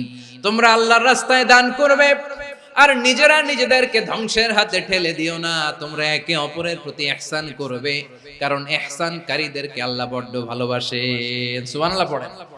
আবার সূরা রহমানে আল্লাহ বললেন, হাল জাযাউল ইহসানি ইল্লাল ইহসান ফাবিআইয়ি আলা, সবাই পড়েন, ফাবিআইয়ি আলাই রাব্বিকুমা তুকাযযিবান। ইহসানের প্রতিদান হিসেবে ইহসানি হয়। বিশ্বনবী সুমামার প্রতি যেমন ইহসান করেছেন, সুমামাও ঠিক তেমন ইহসান ফিরিয়ে দিয়েছে। ঠিক কিনা বলেন? তাহলে এক নম্বরে হচ্ছে আদ, ন্যায় বিচার। দুই নম্বরে সবাই বলেন ইহসান, সদাচরণ। ইহসান দুই ধরনের প্রিয় ভাইরা, ইহসান ফিল ইবাদা, ইহসান ফিল মুআমালা। ইহসান ফিল ইবাদা হচ্ছে একাগ্র অনুভবে ইবাদতে ডুব দেওয়া, এর নাম ইবাদতের ইহসান। সুবহানাল্লাহ পড়ুন। বিশ্বনবী বলেন ইহসান মানে কি জানো নাকি? হাদিসে জিবরিলে সাইয়েদনা জিবরিল আলাইহিস সালাম বিশ্বনবীকে বললেন আখবিরনি আনিল ইহসান। নবী আমাদেরকে বলেন ইহসান মানে কি? বিশ্বনবী বললেন আনতা আবুদাল্লাহা কাআন্নাকা তারাহু ফাইন লাম তাকুন তারাহু ফাইন্নাহু ইয়ারাক। ইহসান মানে হলো এমন ভাবে তুমি আল্লাহর সামনে নিজেকে উজাড় করে ইবাদত করবে, তুমি ভাববে তুমি আল্লাহকে দেখতে পাচ্ছ। আর এটা যদি ভাবা তোমার জন্য কঠিন হয়ে যায়, অন্তত এতটুকু তুমি ভাববা যে আল্লাহ তোমাকে দেখতে পাচ্ছেন। ঠিক কিনা বলেন? ও আমার বীর চট্টলার ভাইয়েরা, কেউ যেটা দেখে না সেটা দেখে কে? এই বিশ্বাস হৃদয়ের মধ্যে আছে? নামাজে যখন দাঁড়ান এই ফিলিংসটা আনা যাবে? এসা পর্যন্ত যে আমরা হায়াত পাবো কোনো গ্যারান্টি আছে? সবাই আওয়াজ করে বলেন গ্যারান্টি আছে? গ্যারান্টি নাই। এজন্য বিষ্ণু ইসলাম বলেছে এমন ভাবে নামাজে দাঁড়াও, ইবাদত করো, মনে করো হতে পারে এটাই আমার জীবনের শেষ নামাজ।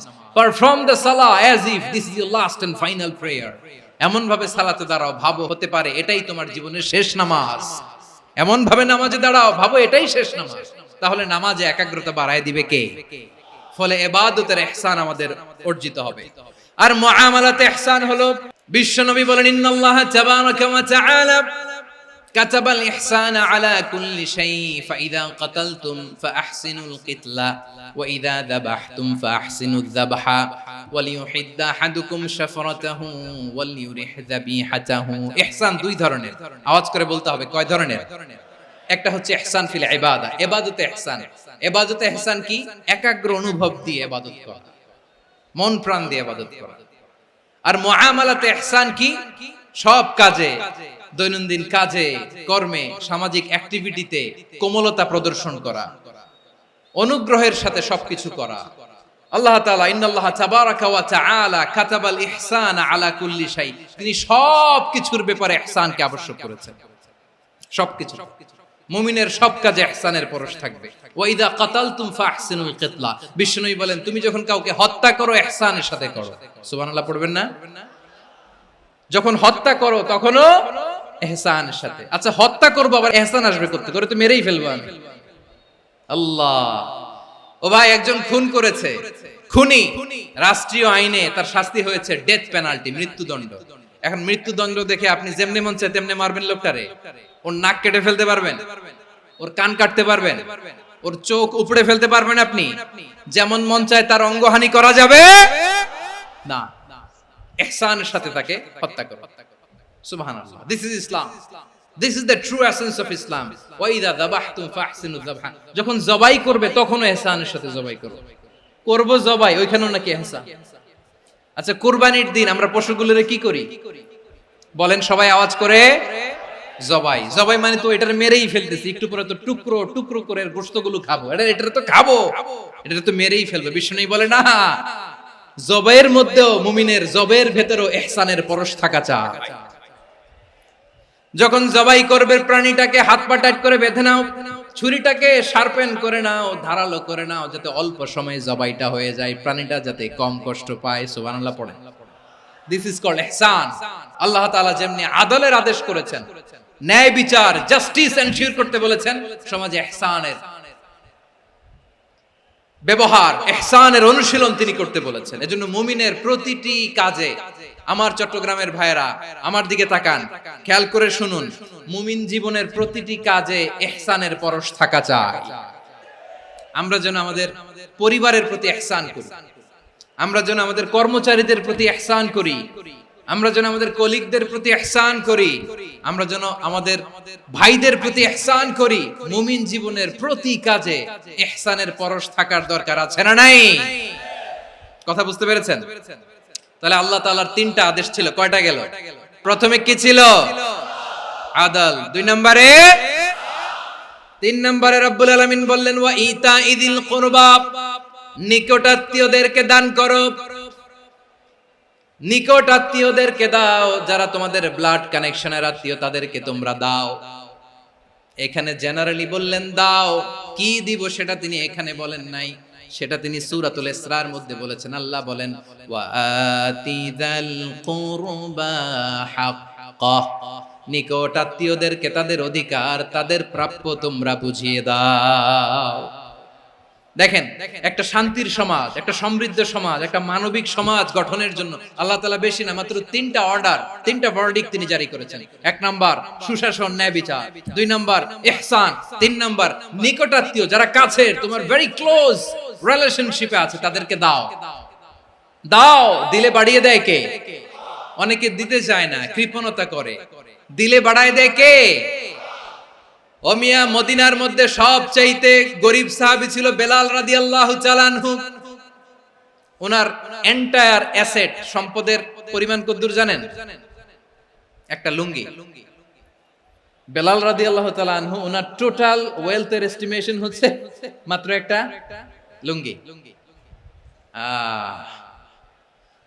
একটা লুঙ্গি, টোটাল ওয়েলথ এস্টিমেশন, টোটাল সম্পদের পরিমাণ বেলাল রাদিয়াল্লাহু তাআলা আনহুর কি ছিল? ওই বেলাল রাদিয়াল্লাহু তাআলা আনহুকে বিষ্ণু ইসলাম বলেছেন আনফিক ইয়া বেলাল, ও বেলাল তুমিও দাও। ওয়ালা তাখশা মিন যিল আরশি ইখলালা, আরশের অধিপতির তো কোনো ঘাটতি নাই, তুমি দিলে ওই আল্লাহ তোমারে বাড়ায় দিবে। এজন্য আমার প্রিয় ভাইয়েরা, দিলে কমে না, দিলে বাড়ে। অনেকে ধরে রাখে, নতুন কিছু নিতে পারে না, হাত দিয়ে যেটা ধরে রেখেছেন এটা দিয়ে দেন, বড় একটা ধরার সুযোগ পাবেন। জোরে বলেন ঠিক কিনা? রব্বুল আলামিন বললেন ৩ নাম্বার আদেশ হলো তোমাদের প্রতি, সমাজটারে কেমন করে মানবিক সমাজ, সুন্দর সমাজ গড়বা। ৩ নাম্বার আদেশ হলো ওয়া আতিদাল কুরবা হাক্কা, নিকটাত্মীয়দেরকে তাদের প্রাপ্য বুঝিয়ে দাও। এই নিকটাত্মীয়দেরকে তাদের অধিকার বুঝিয়ে দেওয়া, প্রাপ্য বুঝিয়ে দেওয়াতে আমাদের গাফলতি আছে না নাই? অনেকে দেখবেন অনেক আল্লাহওয়ালা, তাহাজ্জুদ গুজার, সেজদা দিতে দিতে কপালে কালো দাগ ফেলে দিছে, সে তার বোনের হকটা আদায় করে নাই। আছে না নাই? অনেক বড় হাজী সাহেব, বিশাল লম্বা দাড়ি, ছেলেরে সব দিয়ে দিছে, মেয়েরে কিছু দেয় নাই, মেয়ের হক আদায় করে নাই। আছে না নাই? এই হাজী সাহেবেরা, এই আল্লাহওয়ালারা কিয়ামতের ময়দানে আটকে যাবে। আপনি অন্যের অধিকার নষ্ট করেছেন, তাদের রাইটস কে ভায়োলেট করেছেন। এজন্য আল্লাহ তাআলা বলেন, কারো অধিকার যদি কেউ নষ্ট করে, ওই সমাজটা মানবিক সমাজ কঠিনকালেও হতে পারে না।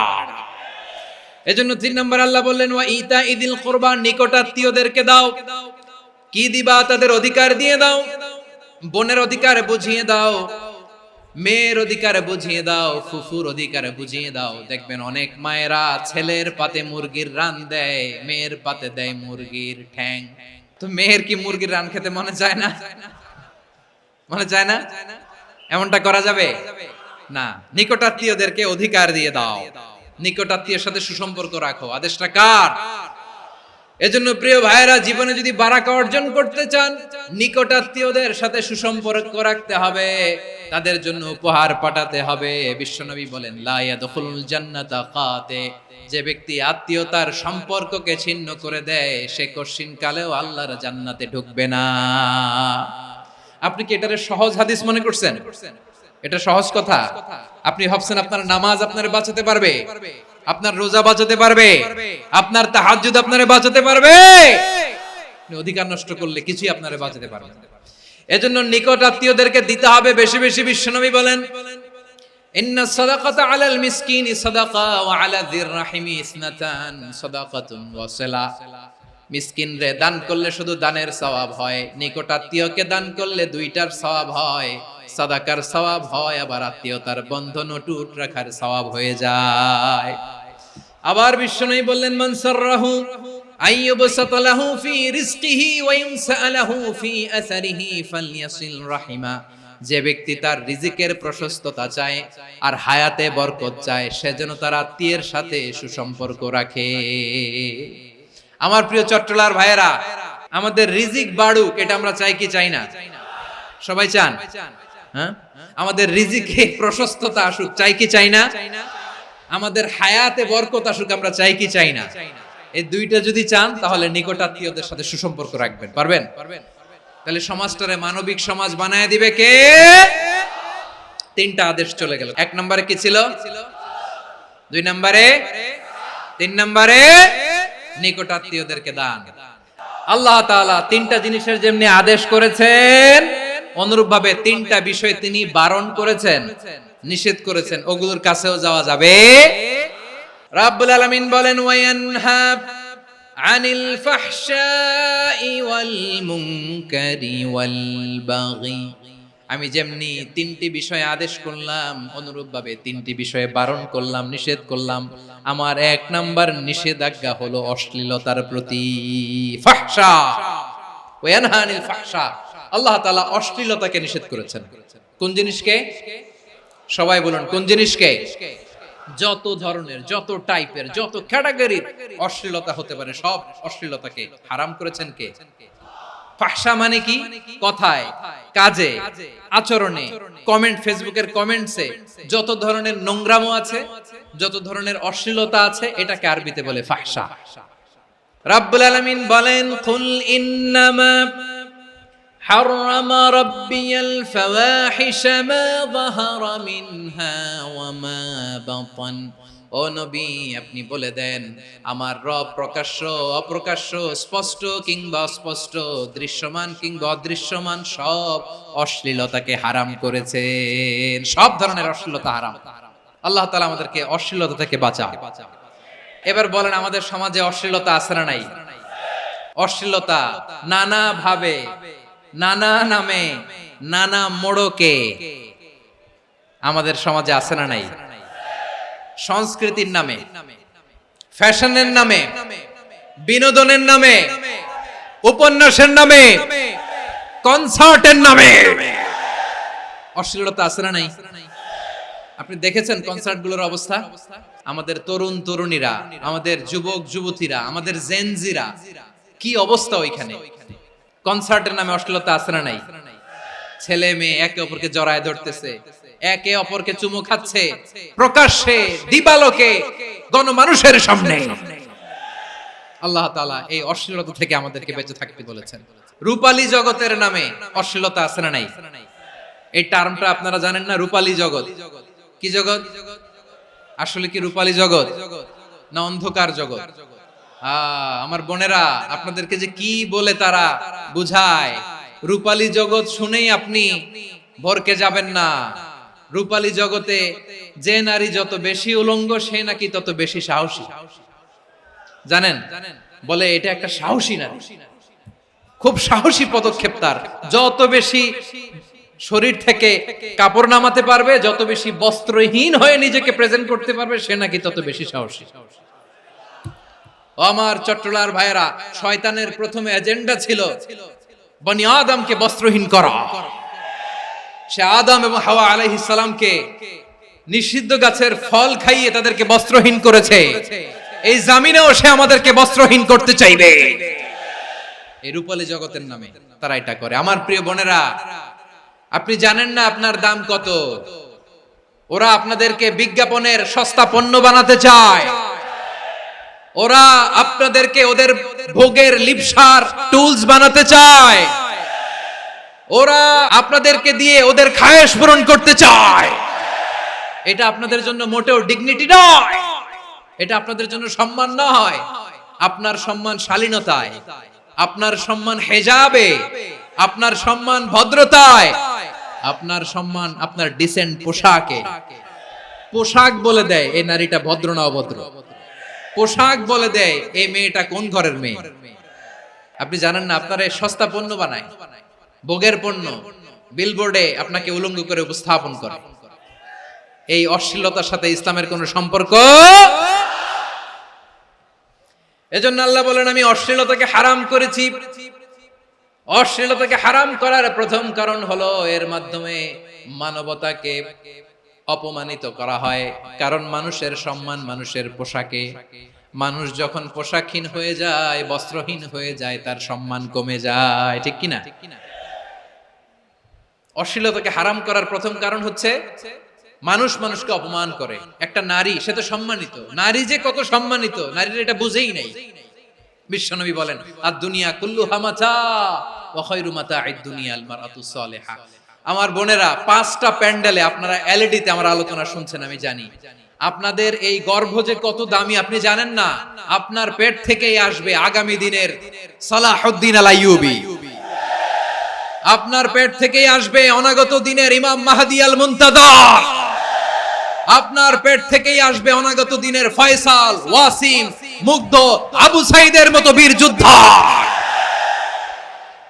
আমার প্রিয় বোনেরা, আমার প্রিয় বোনেরা, বিশ্বনবীর কথার ওজন খেয়াল করেন। আদ-দুনিয়া কুল্লুহা মাতা ওয়া খায়রু মাতা'আদ দুনিয়া আল মারআতুস সালিহা। দুনিয়ার সবকিছুই অ্যাসেট, এর মধ্যে সবচেয়ে দামি অ্যাসেট নেককার নারী। আপনার গর্ভ যে কত দামি আপনি জানেন না। নিজের সময়টাকে কাজে লাগান, কোরআন পড়েন, সুন্নাহ পড়েন। আপনার অনেক দায়িত্ব ঘরে। You are the MD of your family. একটা family it's a very big institution. পরিবার একটা অনেক বড় প্রতিষ্ঠান।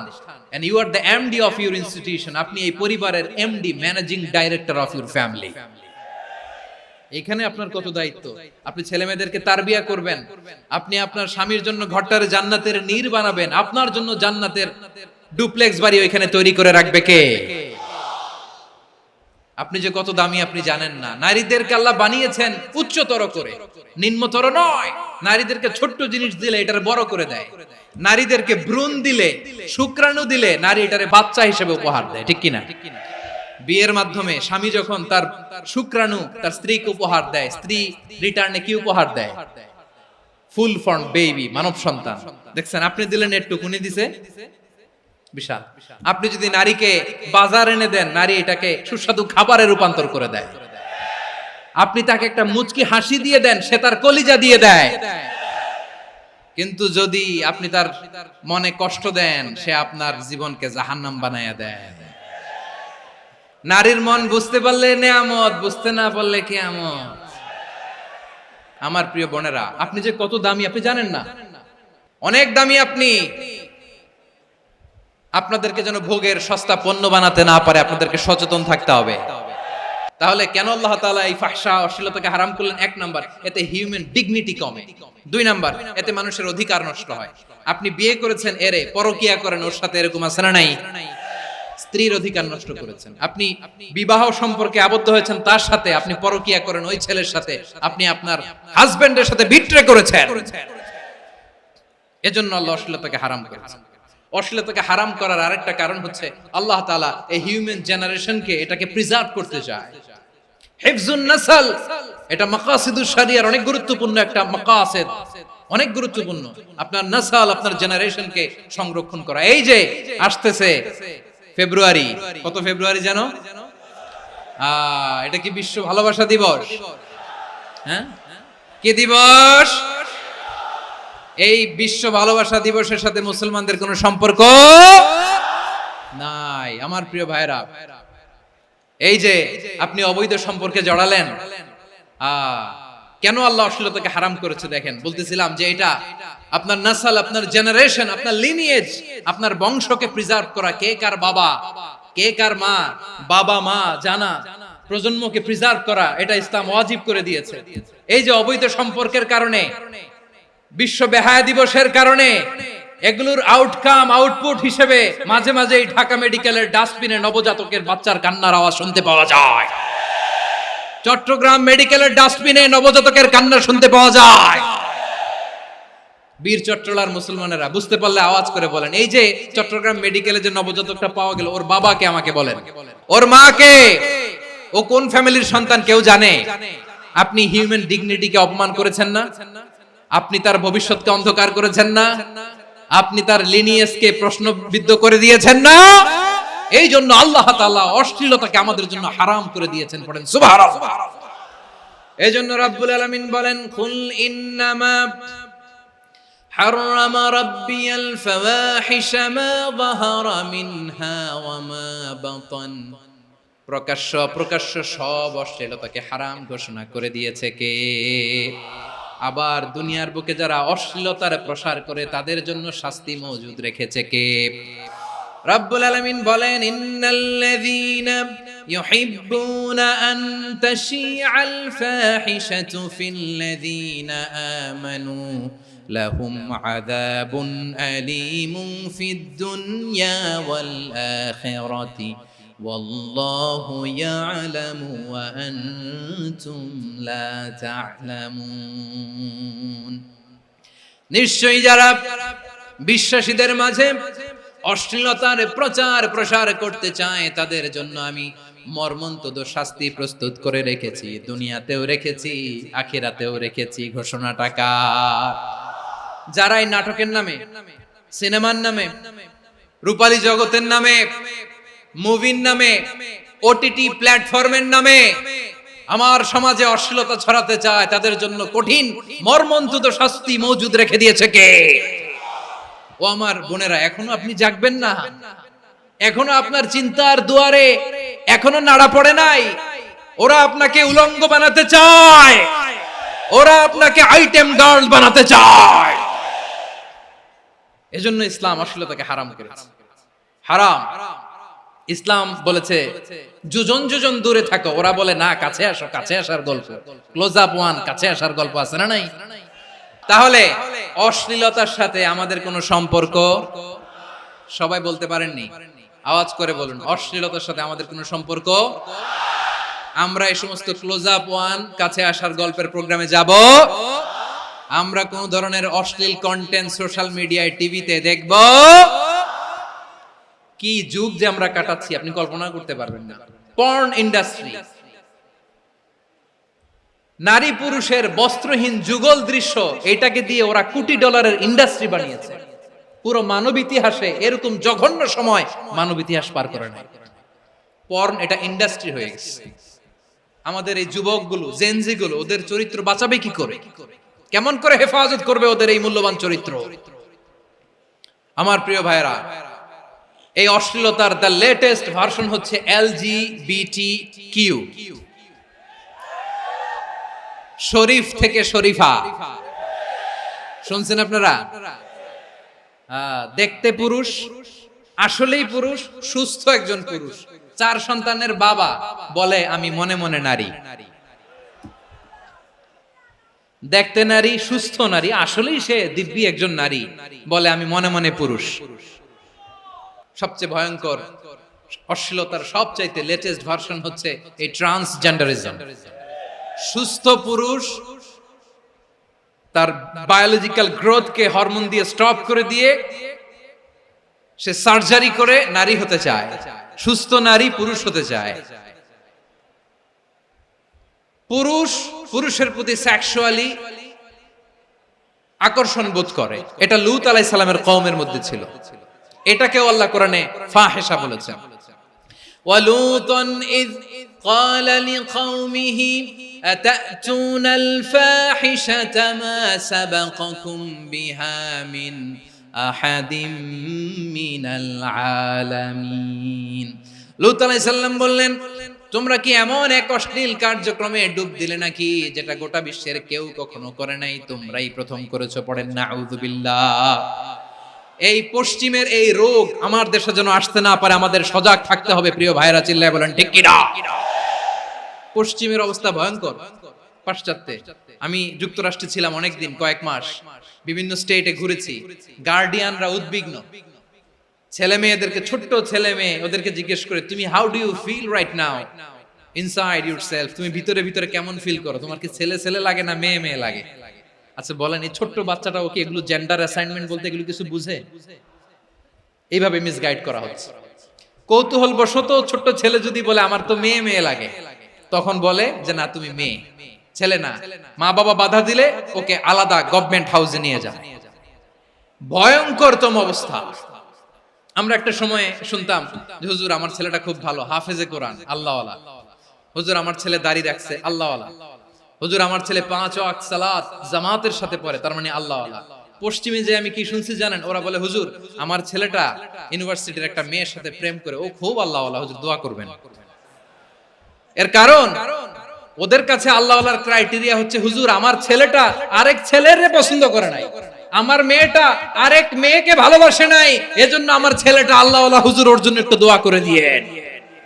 কি চ্যালেঞ্জ ওরা ফেস করতেছে। ওনার ছেলে যে আরেক ছেলেরে বিয়ে করবে না, এটাতেই উনি খুশি যে আলহামদুলিল্লাহ আমার ছেলেটা একটা মেয়েরে ভালোবাসে, আমার মেয়েটা একটা ছেলেরে ভালোবাসে, মানে এটা খুব আল্লাহওয়ালা। নাউজুবিল্লাহ পড়তে পারলেন না?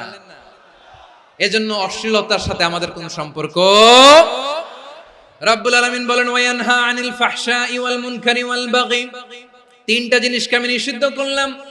এক নাম্বার হলো ফাহশা, অশ্লীলতা। দুই নম্বরে হলো মুনকার, সমস্ত মন্দ কাজ। মুনকার মানে হচ্ছে যত মন্দ কাজ, খারাপ কাজ, বাজে কাজ, এটার বলে মুনকার। এটার কি বলে? আপনারা পড়ছেন না, তা'মুরুনা বিল মা'রুফি ওয়া তানহাউনা আনিল মুনকার। সৎ কাজের আদেশ, অসৎ কাজের নিষেধ। মুনকার, মুনকার হচ্ছে মানুষের স্বাভাবিক বিবেকবোধ যেটাকে খারাপ বলে, ওইটাই মুনকার।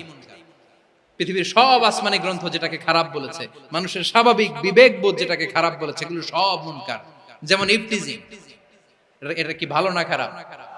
মজুদদারি, খাদ্যে ভেজাল দেওয়া, ওজনে কম দেওয়া, মাছে ফরমালিন মিশানো, চাঁদাবাজি, টেন্ডারবাজি, দখলবাজি, এগুলো আমাদের স্বাভাবিক বিবেকেই বলে এগুলো খারাপ, এগুলো হচ্ছে মুনকার।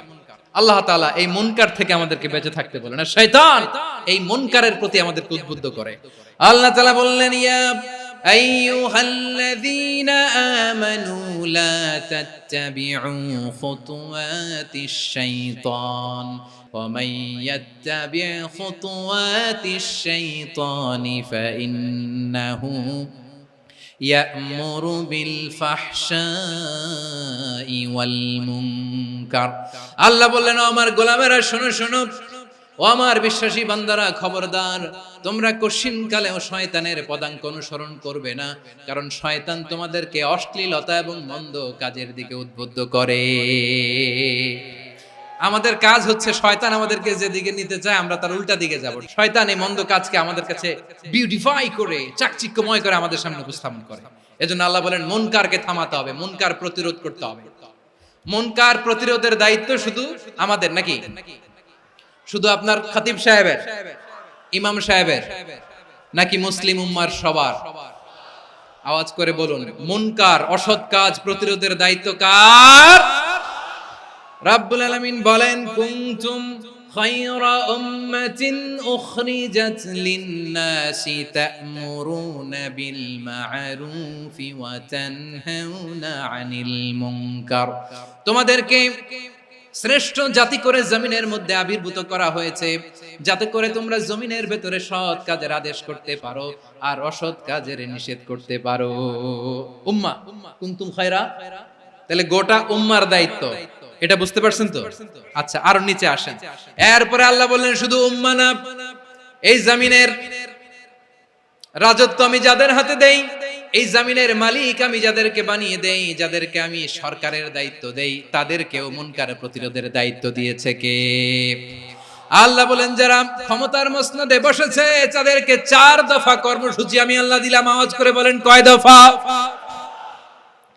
আল্লাহ বলেন, আল্লাযীনা ইম্মাক্কান্নাহুম ফিল আরদি আকামুস সালাতা ওয়া আতাউয যাকাতা ওয়া আমারু বিল মা'রুফি ওয়া নাহাউ আনিল মুনকার ওয়ালিল্লাহি আকিবাতুল উমুর।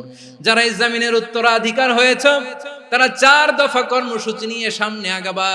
সালাত কায়েম করবা, যাকাত আদায় করবা, সৎ কাজের আদেশ দিবা, অসৎ কাজ থেকে মুনকার প্রতিরোধ করবা। আদেশটা কার? আমার প্রিয় চট্টলার ভাইরা, পুরো উম্মার দায়িত্ব মুনকার প্রতিরোধ করা, সরকার প্রধানের দায়িত্ব মুনকার প্রতিরোধ করা। এরপর আল্লাহ বলেন, প্রতিটা ফ্যামিলির যিনি প্রধান সিইও বাবা, প্রত্যেক বাবারও দায়িত্ব এই মুনকার প্রতিরোধ করা। আওয়াজ করে বলেন ঠিক কি না? যেমনটি সাইয়েদনা লোকমান আলাইহিস সালাম ওনার কলিজার টুকরা সন্তানকে আদেশ করেছেন, ইয়া বুনাইয়া আকিমিস সালাতা ওয়া'মুর বিল মা'রুফি ওয়ানহা আনিল মুনকার। পড়েন সুবহানাল্লাহ। বাবা ছেলেকে সবক দিচ্ছে, লোকমান আলাইহিস সালাম ছেলেকে বলতেছে, ওরে আমার কলিজার টুকরা সন্তান, ওরে আমার বাছা, নামাজ কায়েম করবা, সৎ কাজের আদেশ দিবা, আর মুনকার প্রতিরোধ করবা, অসৎ কাজ সমাজ থেকে খারাপ কাজকে ঝেঁটে বিদায় করে দিবা। তাহলে দেখেন আমি স্টেপ বাই স্টেপ নামলাম। পুরা উম্মার দায়িত্ব, জমিনের উত্তরাধিকারী আল্লাহ যাদেরকে বানিয়েছেন সরকার, তাদের দায়িত্ব, প্রতিটি ফ্যামিলির প্রধানের দায়িত্ব, এরপরে বিশ্বনবী বলেন সচেতন প্রতিটি মুসলিমের দায়িত্ব সমাজ থেকে মুনকারকে উৎখাত করা। বিশ্বনবী বলেছেন মান রাআ মিনকুম মুনকারান ফালিয়ুগাইয়িরহু বিয়াদিহি ফাইন লাম ইয়াস্তাতি ফাবিলিসানিহি ওয়া ইন লাম ইয়াস্তাতি ফাবিকলবিহি ওয়া যালিকা আযআফুল ঈমান। সমাজে যে মুনকার দেখবে, খারাপ কাজ দেখবে, সে যেন হাত দিয়ে সেটাকে থামায়। আমার প্রিয় ভাইরা, না থামালে আমরাই ডুববো শেষমেশ।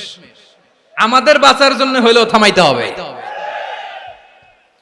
রব্বুল আলামিন বলেন ওয়াত্তাকু ফিতনাতাল লা তুসিবান্নাল্লাযীনা যালামু মিনকুম খাসসা। ও আমার গোলামেরা, ওই আযাবকে ভয় করো যে আযাব যখন আমি জমিনের বুকে পাঠাই শুধু জালেমদেরকেই মারি না, আলেমদেরকেও মারি।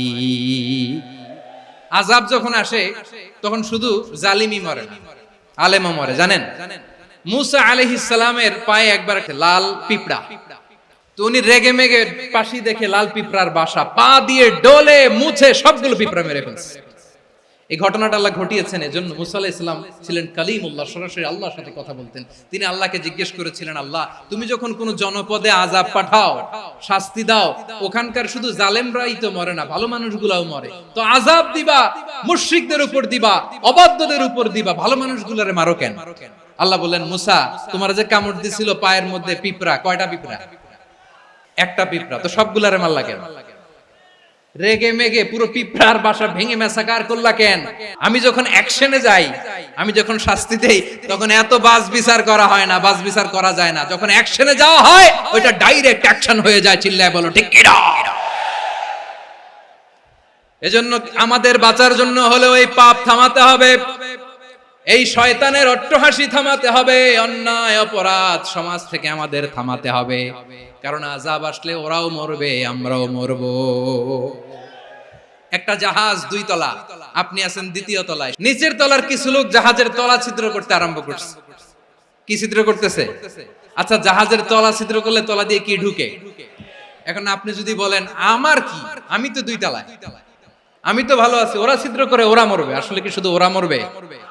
তলা দিয়ে যখন পানি ঢুকবে, জাহাজ ঢুকলে আপনিও মরবেন। এজন্য নিজে মরার আগে ওই পাগলগুলোর নিচতলায় যে থামাতে হবে। চিল্লায় বলেন ঠিক কি না? এজন্য আল্লাহ বললেন মুনকার প্রতিরোধের দায়িত্ব সমাজের টপ টু বটম সবার। এজন্য মুনকার প্রতিরোধ করার দরকার আছে না নাই?